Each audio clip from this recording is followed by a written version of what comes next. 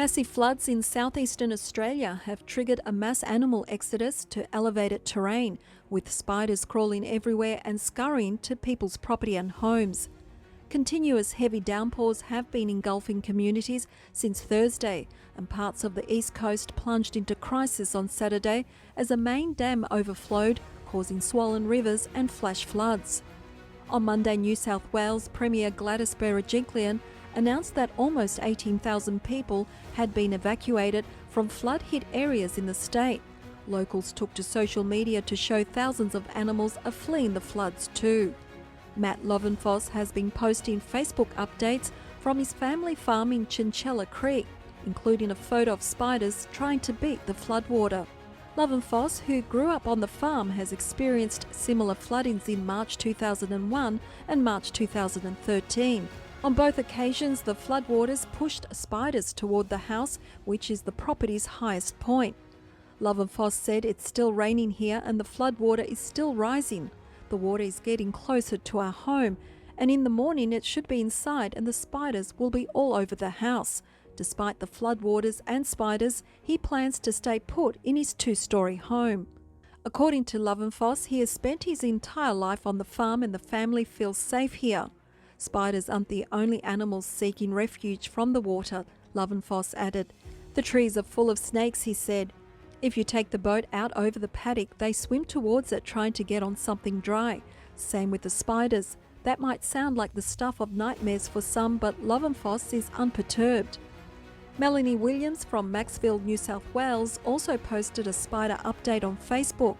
So many spiders from the floodwater, she wrote, alongside a video of hundreds of arachnids crawling over what look like garage doors. TikTok user Shania Varley also uploaded a video showing spiders swarming on a fence as floodwaters churn below. They will climb up your legs to get shelter as well, the caption reads. The wet weather is set to continue and Berejiklian foresees more people may need to be evacuated. The situation is evolving. The heavy rainfalls are going to continue and we are now seeing alerts issued for weather warnings for the Illawarra and South Coast, she said. These are undoubtedly challenging times for New South Wales, but the people have amply demonstrated their resilience in the face of difficulty.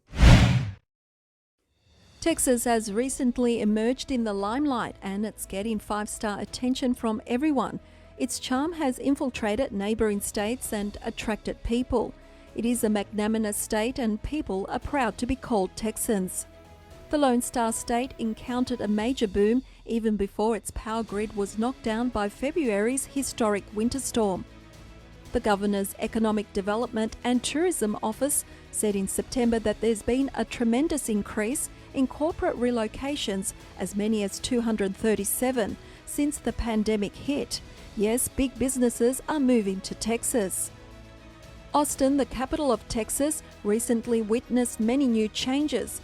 Tesla is constructing a gigafactory, Apple is building its second largest campus, and Oracle and AVC has shifted their headquarters. File Trail has earlier moved from San Jose to Austin, and Question Pro has moved from the Bay Area to Austin. Texas, the rising star, is expected to become a business hub and replace Silicon Valley, California. Not only Austin but most of the cities in Texas are witnessing changes as the commercial real estate and investment from CBRE and Charles Schwab relocated their headquarters from California to the Dallas area, and Hewlett-Packard Enterprise shifted to Houston. Texas has not only pulled businesses but also the affluents like Joe Rogan, Elon Musk, Dropbox CEO Drew Houston, and Palantir co-founder Joe Lonsdale. Even residents from other states are relocating shelter to Texas.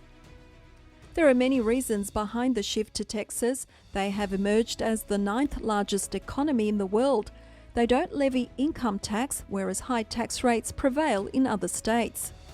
According to Joshua Bayer, founder and CEO of Capital Factory, Texas has world-class educational institutions, the University of Texas System, UT Austin, the Texas A&M System, Houston Dallas, and that's part of what makes it so attractive to so many of the companies coming here.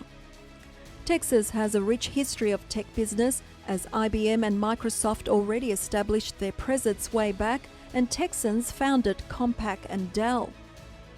Success of working from home during the pandemic led to many relocating to Texas, which has lower real estate prices and lower regulation laws from the government. Silicon Valley has lost its charm now after attracting talent for decades.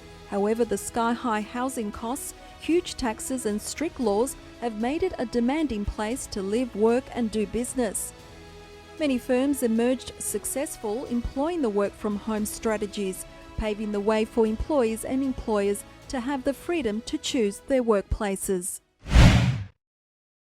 2 more Chinese officials connected with serious human rights abuses in China were sanctioned by the US government on March 22nd.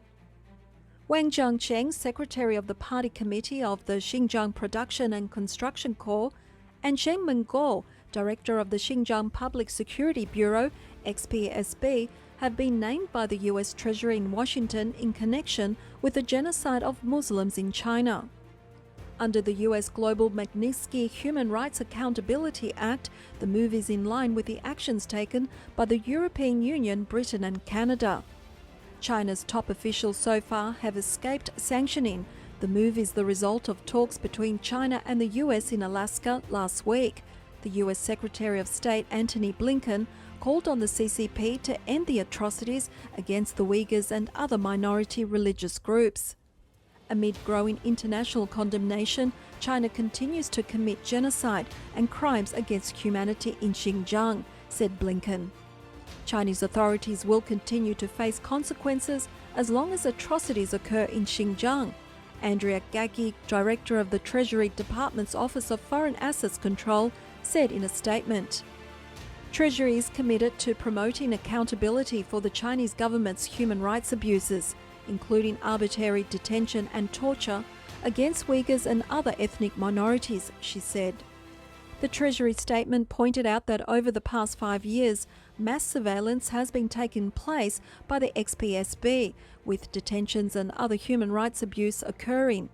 Targets of this surveillance are often detained and reportedly subjected to various methods of torture and political re-education, it said.